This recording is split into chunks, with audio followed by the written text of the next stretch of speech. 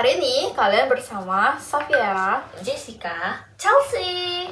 dan hari ini kami mau ngobrol tentang hal yang kelihatannya berat tapi bikin santai. Jadi, ideologi politik dan anak muda. Masih relevan gak sih kalau gak kepake kayak buku paket SD? Iya sih, tapi tenang, nggak bakal ngebosenin kok. Kita bakal bahas tentang liberalisme, sosialisme, konservatisme, feminisme, ekologisme, dan anarkisme. Sampai marxisme juga kita akan bahas. Tapi versi yang relatable buat kita sebagai mahasiswa. Betul. Bener banget. Tau gak sih, aku tuh sering banget lihat dua tipe anak muda gitu. Yang pertama itu yang kayak super peduli sama politik, kayak baca-baca tentang politik, terus ikut campaign, komenin tentang kebijakan lah gitu. Dan yang kedua itu yang super capek, yang kalau dengar kata politik langsung tutup HP kayak lihat mantan gitu.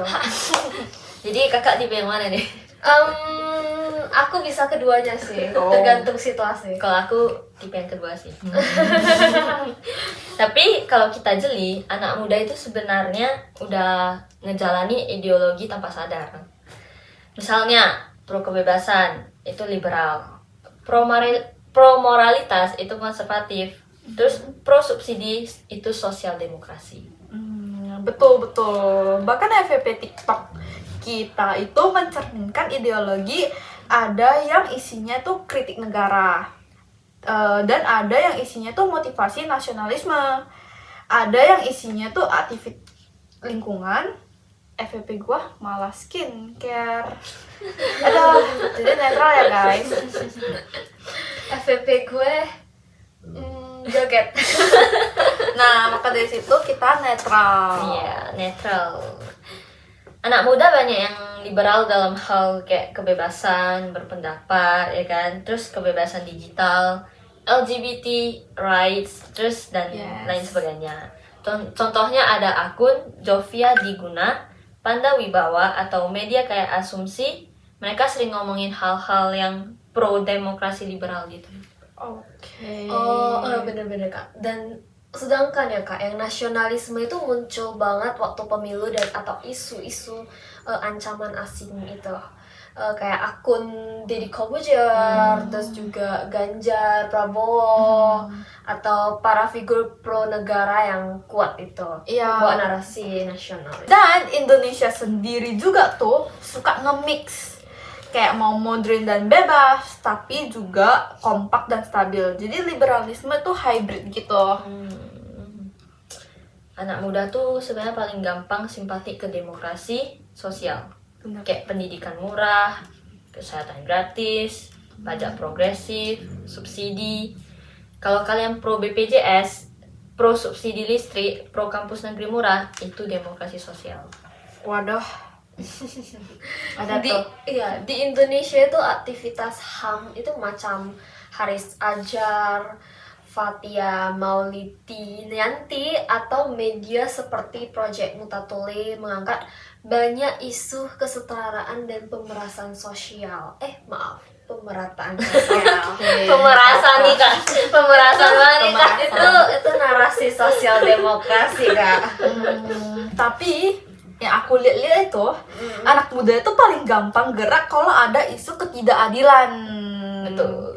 Kayak harga kebutuhan naik, upah naik nih yang satu upah nggak naik, kasus buruh.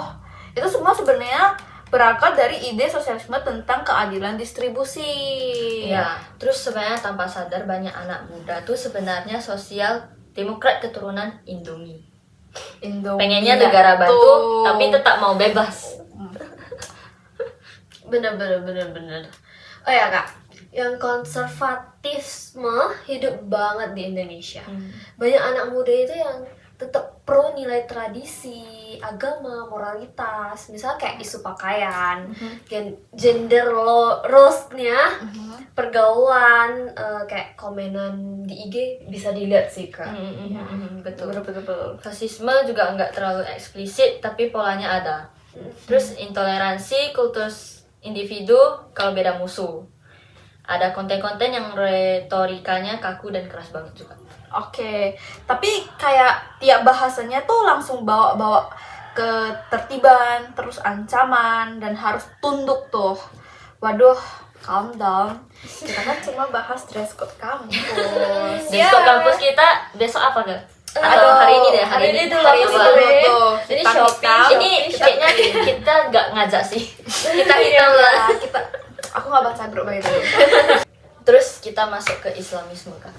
Ini Kenapa tuh? bukan sekedar religius ya. Ini ideologi yang mendorong negara dan juga hukum itu berbasis Islam. Kenapa? Karena di anak muda ini kelihatan dari konten dakwah modern seperti Hananata, Iya.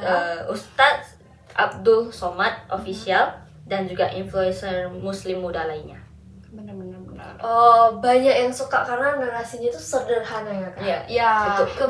Kayak kembali lagi ke moral, hidup tertib, masyarakat ideal, dan itu memberikan pegangan di tengah ketidakpastian nih Kak. Betul. Iya, dan yang menurut aku nih, yang paling penting itu jangan sampai ekstrim ya. Kayak moderasi itu kunci. Jadi jangan kayak wibu yang nonton anime sehari langsung declare jadi ninja. Nggak semua bisa diterapin literal. Iya. Bener banget. Oke Kak, sekarang itu ada ekologisme dan feminisme. Yang ekologisme ini naik banget sih Kak, karena Ya. banyak anak muda mulai peduli zero waste, terus juga energi bersih, hutan, polusi, akun kayak Pak Prawira Works, Oke. 5T Watt Chill, kayak naik daun banget sih Kak. Iya sih, Oke, itu iya, pernah lewat FVP aku juga tuh. Iya. Terus feminisme itu juga makin mainstream Kak. Bener. Karena tiba-tiba kesetaraan kerja, Yes. kekerasan seksual, body autonomy. Narasi ini banyak muncul dari Najwa Shihab, Cinta Laura, dan juga komunitas-komunitas perempuan Kak. Ya, tapi cuman ya kadang tuh unik. Peduli lingkungan, tapi order kopi masih pakai plastik tuh. Siapa tuh? Kita nggak sih Kak? Kalian aja sih. Terus ada yang nggak peduli feminisme, tapi masih berharap cowok yang bayar duluan. Kita mah independent Independent woman. Benar.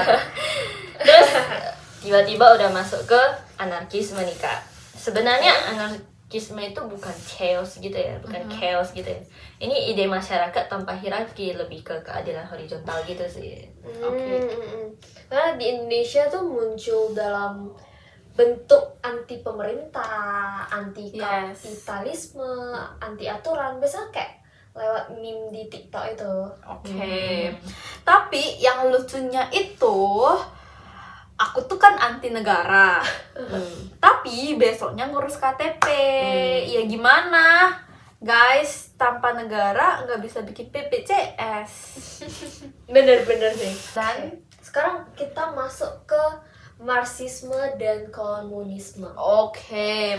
Dan Marxisme itu fokus ke pertentangan kelas, ketimpangan, Oke. eksploitasi pekerja, dan ini relate banget sama keresahan anak muda soal upah, kerja kontrak, dan UMR rendah. UMR rendah sih Kak, UMR rendah. Bener. Aduh. In this era UMR rendah. Yes. Terus ya adalah akun-akun yang membahas tentang ini seperti Wallace ID, Indo Progress. Pernah juga membahas analisis kelas ala Marx ini. Terus anak muda juga suka yang kayak masuk akal. Bener. Walaupun Ya, belum bener-bener. tentu mereka paham semua. Benar-benar masuk Yang akal penting dulu make ya. sense. Make sense yang dulu penting make ya. sense dulu. Tapi lucu banget lihat memes yang Marx itu kayak Workers United. Itu kan unit tuh kan tapi tugas kelompok aja kabur. Masa revolusi gimana kalau ngechat aja slow respon. Kayak siapa tuh, Kak? Kayak siapa? Kayak keras siapa? Ini.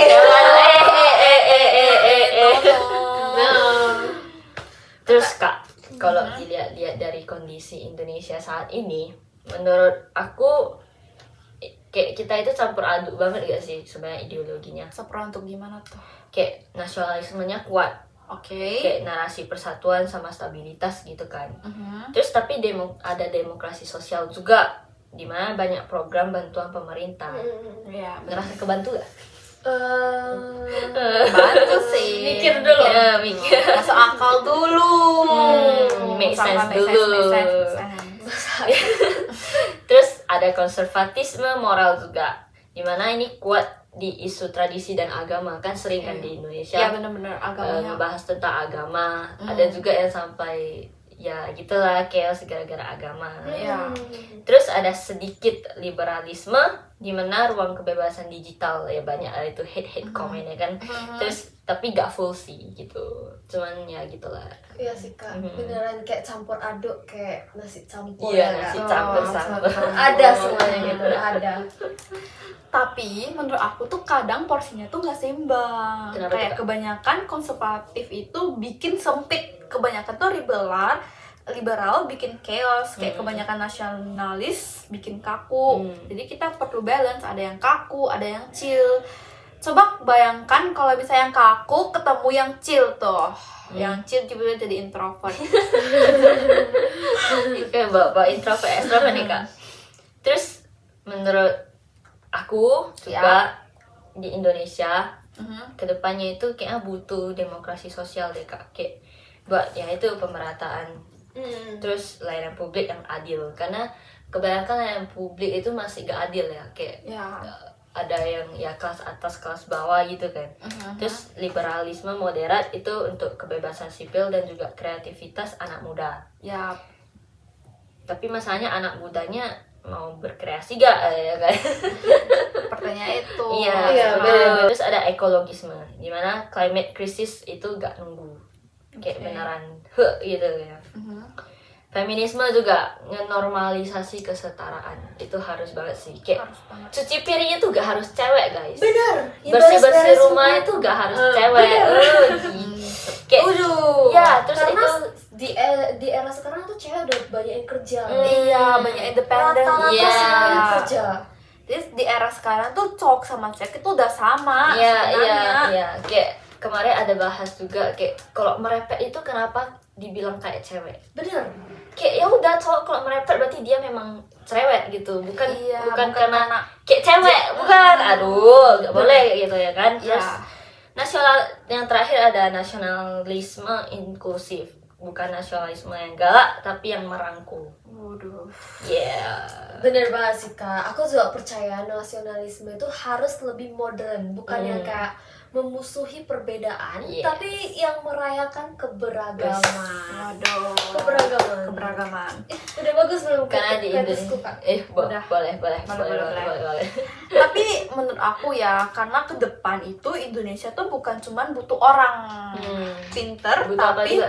juga orang yang bisa kerjasama. Karena kerjasama itu penting. Betul. Karena manusia itu makhluk sosial, jadi nggak bisa sendiri gitu loh.